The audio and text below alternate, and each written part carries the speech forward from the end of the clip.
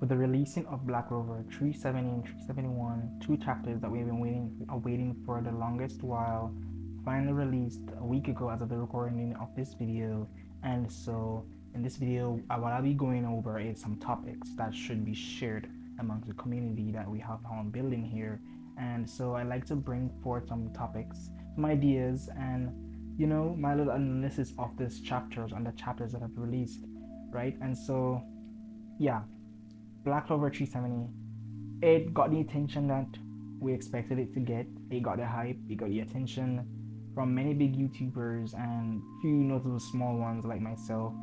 And yeah, maybe not the most hype as compared to like a Boruto chapter or a JJK chapter. I mean, it's understandable. Boruto is on a monthly schedule and JJK is, well, JJK. But that aside, Black Clover is in its own league, and Black Clover now changed to a different release schedule, and that affects its popularity. And I've heard many people saying they forget about Black Clover and whatsoever, but not over here. We don't forget about Black Clover over here. Others have their other interests and other stuff doing, so it makes a sense as to why some people don't really remember Black Clover as a whole.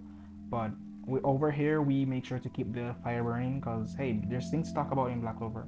There are topics to be covered until the anime returns. I think anime is gone for like almost 4 years now, which is insane. If the anime was running now, I assure you that it would have more fans and more popularity, and the manga chapters would get more engagements. But that aside, what we're talking about now is the Black Clover chapter that's released, some topics will be covered, and yeah, some things that I don't think many have covered in their chapter reviews, so that's why I'm doing the exception, right?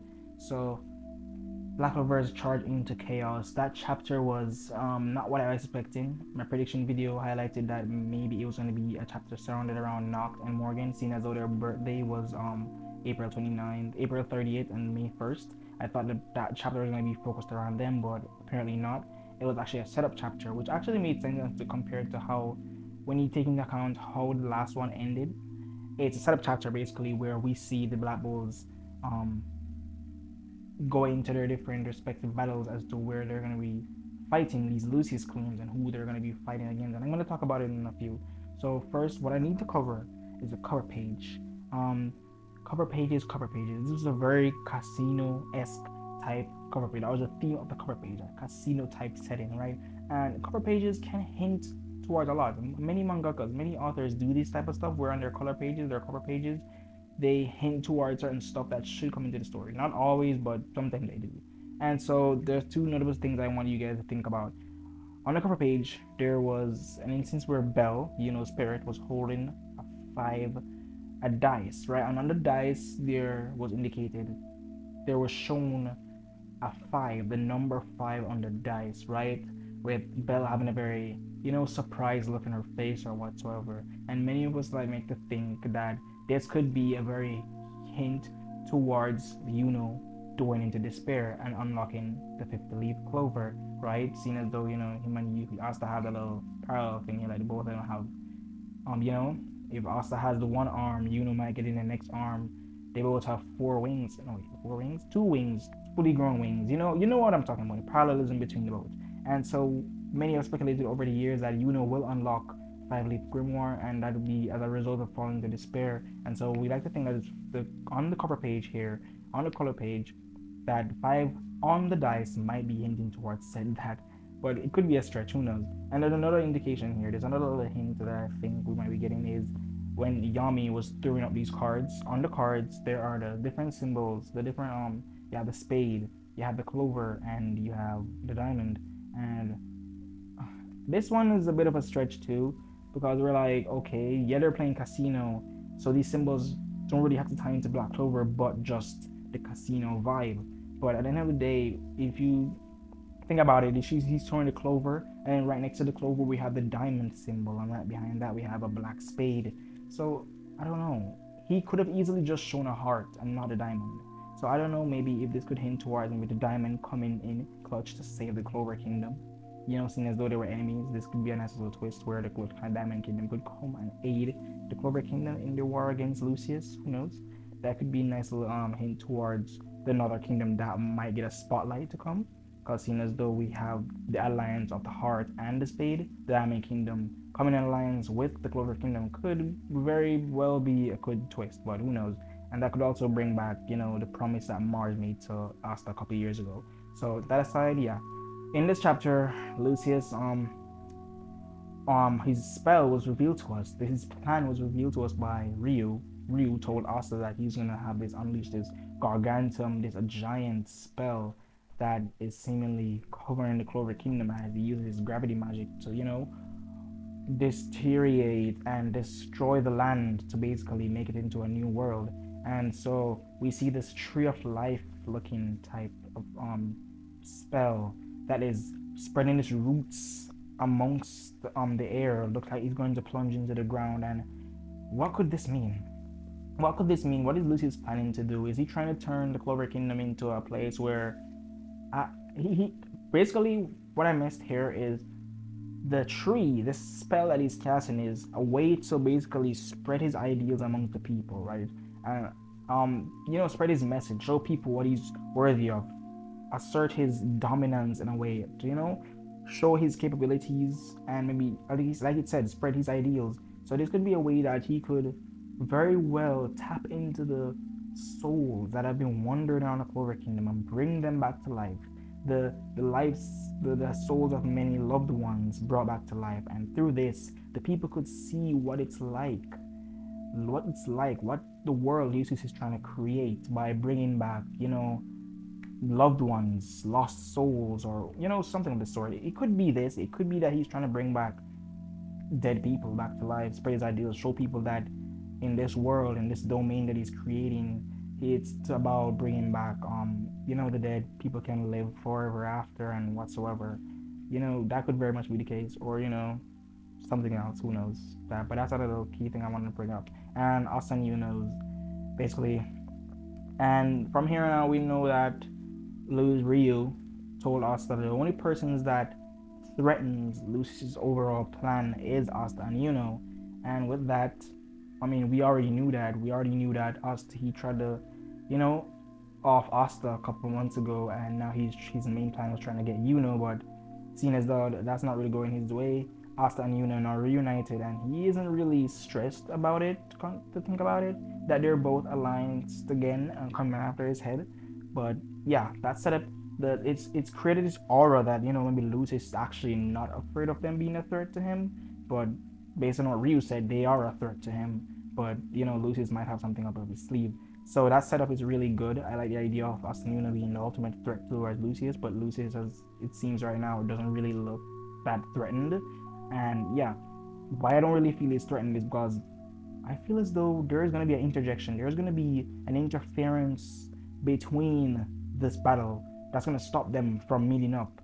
As you can see, the Black Bulls came in clutch, and they gave Asta and Yuno, Finral specifically, gave Asta and Yuno a boost to hurry up and reach Lucius. And with that, that's very, very fast paced. When you think about it, like, all right, they're heading towards Lucius, and as soon as though I bet we're not going to see them on screen for a while, as we're gonna get maybe other battles focused around the other Black Bulls.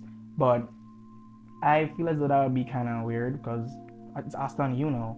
We gotta see them here and there. So what is the next indication? Where else are we gonna see them? What I think might happen is there are gonna be an interference. Maybe Lucius has different paladins that he deploy and attack Yuno and Asta in mid-air before they approach the Condello, right? And that could very much be his siblings. Who knows? His siblings that are many of them saying that could return back in the story. It could be Paladin Lichita and Yuno's father. That is a very insane idea to think about. That Lucius could have very much well be bringing back their dead parents back to life and use them as a way to prevent them from reaching him much faster. And that could possibly be very interesting to see. And yeah, the setup between Asta and Yuno versus Lucius is setting up really well, and I feel as though something is going to stretch it out, whether that be the interjection of new paladins to face Asta and Yuno mid-battle, mid-air, or something of the case. But yeah, and the Black Bull matchups now, this is very intense, as though the chapter didn't go as where I thought it would be to be a setup chapter. I really like the idea of certain matchups that are to come, right? And specifically, that's Gordon, Ghosh, and Gray. Their matchups are intense. Like when you think about the idea of Gordon teaming up with the likes of Charlotte and William, that's absolutely crazy because Gordon unlocked this busted new supporting spell that basically turns curse into power, and he's now amped by the anti-magic energy, which could basically increase that power much so to the point where he really amplifies the likes of Charlotte and William, and we could also see William without his scar and how much stronger he would be, or what exactly does this curse does to him on a spiritual level or whatsoever. Who knows? And yeah, Ghosh is very cool this chapter. Honestly, I liked the way he's set up. I like the fact that he rescued his sister, and the black mirror is a very cool shot, and I like the idea of him and Rill teaming up to go against Lucy's clone, and I feel as though we're gonna get some very raw moments from Ghost this time around and see how actually strong he is as a nobleman, and the possibilities of his sister and him and Rill, seeing as though they're gonna team up. I could see a very good picture magic spell coming out of that team up. And we also got the idea of Gray and Vanessa helping Noel, which is I actually never really thought about it. Two support mages going to, fight a Lucius clone. That's very crazy to think about. And we might actually see Gray step up a bit in her battle potency to see how much stronger she can get and how she can box with the Lucius clone with the Lancer for transmutation magic, if I believe. Yeah. So that's actually really good. So, yeah, that's my take. Those are the topics for the chapter 370. If you like what I'm talking so far, if you like the topics that I've discussed, the ideas that I just brought about, please don't forget to subscribe. We cover Black Clover on here, and sometimes a new manga or a new anime that should be covered or discussed. But we mainly talk Black Clover over here. So if you like anything I had to say thus far, please consider subscribing, liking the video, leave a comment below on your takes on these topics, and let me know how you guys feel.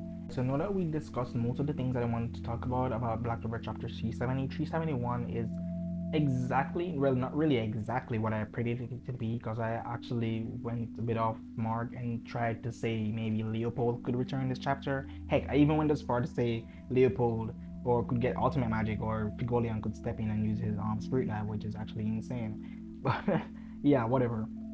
This chapter actually exceeded my expectations, especially from Yuno. I thought she'd be out for the count or disadvantage, but turns out she proved me wrong, honestly. I thought maybe like, she's gonna actually cool down a bit and stop being goaded, but apparently not. She's always gonna be Leona, no matter her circumstance. And so Leona versus Morris Part 2 was actually insane, and it really adds a lot of depth to both these characters. Well, especially Morris, because he's kind of a dry. He doesn't really speak much on his past. We don't really know much about him. He always just talks about science and blah blah blah, and used as a plot device, really. But this chapter actually goes to show what he feels about life, what he thinks about his power, his purpose in life, and it really does add a little depth to his character, and I like that.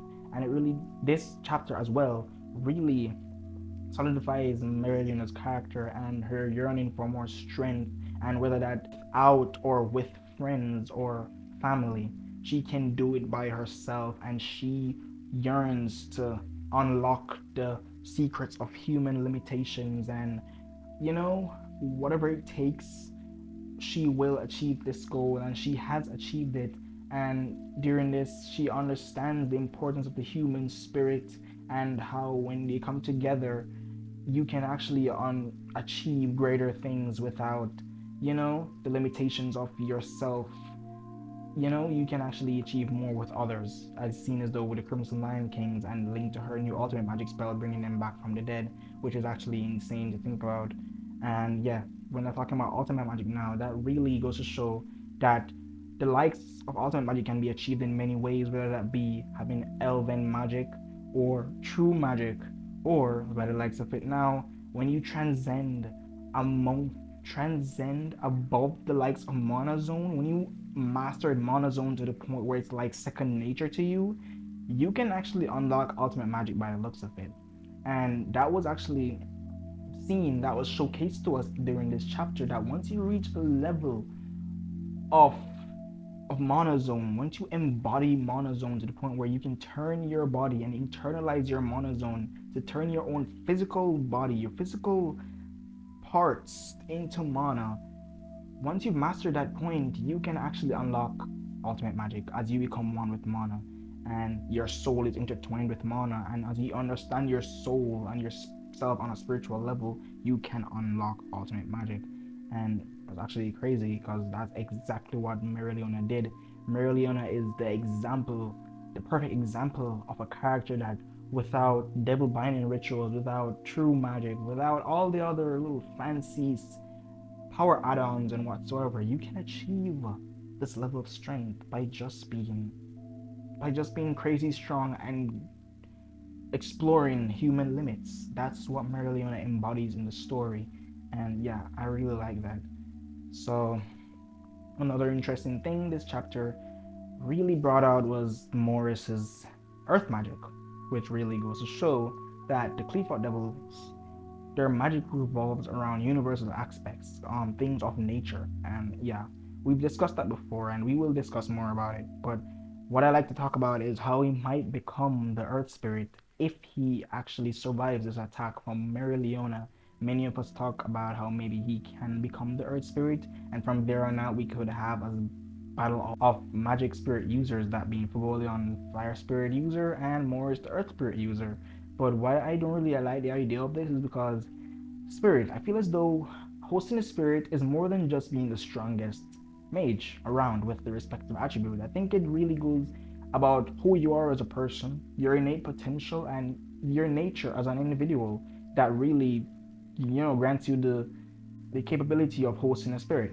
And so I don't really think that he could become the Earth Spirit, but at the end of the day, I'm not writing the story. He could very well be the Earth Spirit host, and this could be revealed to us after, after a couple of months, after the chapter comes out, and we realize the the the result of this attack from Mereoleona, if it's gonna kill Morris or not. So that's what I'm gonna talk about here. My last point: who will actually die? Will Morris die or Mereoleona, or are both of them gonna die, or are both of them are gonna live? Who knows? I feel as though Mereoleona might go out. I know this sounds crazy, but I feel as though Mereoleona will go out, and perhaps Morris will be weakened. Something will be taken away from him. He'll be handicapped, something, or not. Maybe he might actually be not harmed at all, or he will be in the opening for forgotten to deliver a final attack or something. Who knows? Um, or they could both go. Mereoleona and Morris, both huge threats for both sides of the parties, could just go out here and there, and that could be the end of their character arcs. And I could be satisfied with that, honestly. But I honestly want more from Morris, his backstory, a full-fledged backstory, and perhaps Mars and Morris to have their full character arcs finished. But maybe Tabata has forgotten about that. Who knows? But I feel as though Mereoleona might go out very, very soon, seeing as though, Jack would seem to go out, and from there on out, something else could happen. I don't know if it could be brought back to life, healed. I don't think Merlin could be brought back to life. The only way she could be brought back to life is, maybe Lucius wants her on his side or something. But that's a different topic for another video. But I don't think Morris is gonna go out this quickly, and Mereoleona could go out this quickly or not. But we will find it out in a couple of years or so, obviously, seeing as though the pacing of Black Clover has slowed down tremendously. But this is the end of the video, guys. A lot of things discussed here too. I think this might be one of the longest videos I've ever done so far, like almost 20 minutes. Yeah, talking about Black Clover. So that's it for the video, and please tell me how you feel about the topics discussed here today. The idea of the Lucius Tree of Life and it bringing back the souls of dead ones, and to basically showcase his power to the people, to spread his ideals and his plan for the world. The setup about Asta and Yuno and how we could get an interjection mid-air that could stop and stretch out the battle between Asta, Yuno, and Lucius. The idea of Ghosh teaming up with others, and Gordon and Gray and the other Black Bull team ups. Tell me how you feel about Morris becoming the Earth Spirit, about Mario or Morris dying, or even both living after this huge battle. Tell me how you guys feel about the chapter. Tell me how you guys feel about what's gonna happen afterwards, and we will drop more videos and more topics to cover. And so, whatever Don't forget to subscribe, leave a like, share, follow me on Twitter, reach out, and look out for more videos, guys. Thank you for listening. If you listened this far, have a nice one. Take care.